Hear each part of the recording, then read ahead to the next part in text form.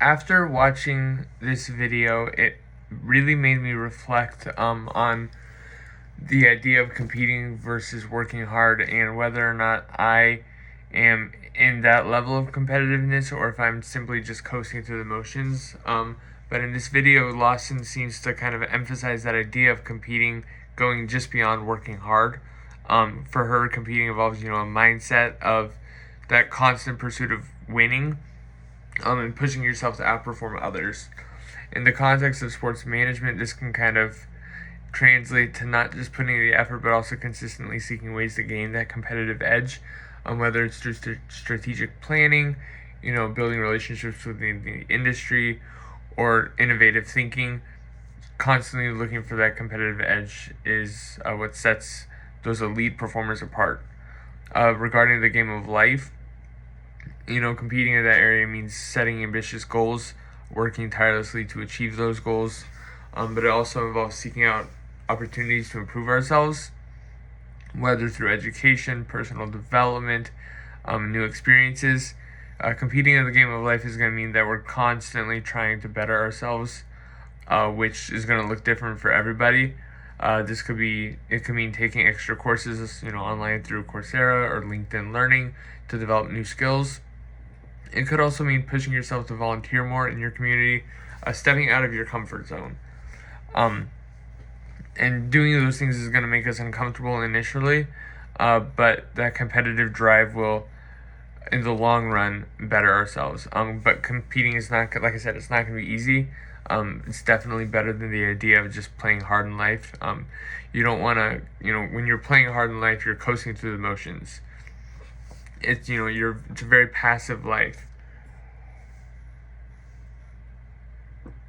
Competing is what's going to set us apart and help us to never settle for any level of mediocrity. In the fast-paced world of sports, though, between competing and playing hard, there's that thin line. And it becomes difficult to distinguish where that line is between the two. But Lawson reminds us that competition goes beyond effort. It's outperforming others with that goal of winning as well. But prolonged success in the sports industry isn't just involving that competitive side, but that competitive side ties into organizational culture as well. If you have a toxic organizational culture, competitiveness can wind up blurring the line between integrity and respect of the game, and fairness, general sportsmanship, and having a positive culture, having that ethical leadership within the organization, within the team, within the coaching staff. It's going to help focus in on maintaining the integrity and this, the respect of the game.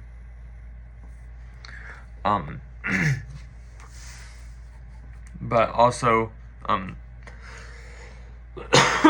excuse me, it goes beyond building that winning team of talented and top-level players. It goes into fostering that culture of excellence, which is just as important, as maintaining the ethics of the sport.